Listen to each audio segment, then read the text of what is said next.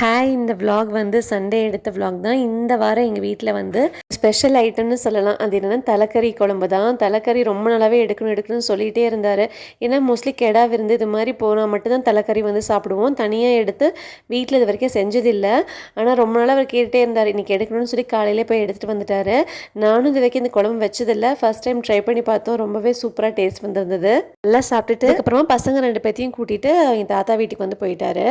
அந்த டைம்னு பார்த்துட்டு மோகி நிஷ்வந்த் எல்லாம் வந்திருந்தாங்க. அம்மா வீட்டில் குடல் வந்து எடுத்திருந்தேன் அப்படின்னு சொல்லிட்டு அது கொஞ்சம் கொடுக்க வந்திருந்தாங்க. குடலும் ரத்த வறுவலும்.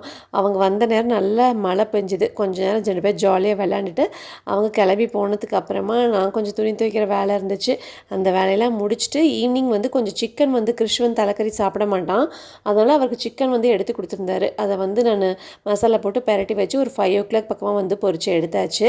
கூட போய் பசங்களோட ஸ்நாக்ஸையும் வந்து ஃப்ரை பண்ணி எடுத்தாச்சு. அவ்வளோதான். அடுத்த வீடியோவில் பார்க்கலாம். பாய்.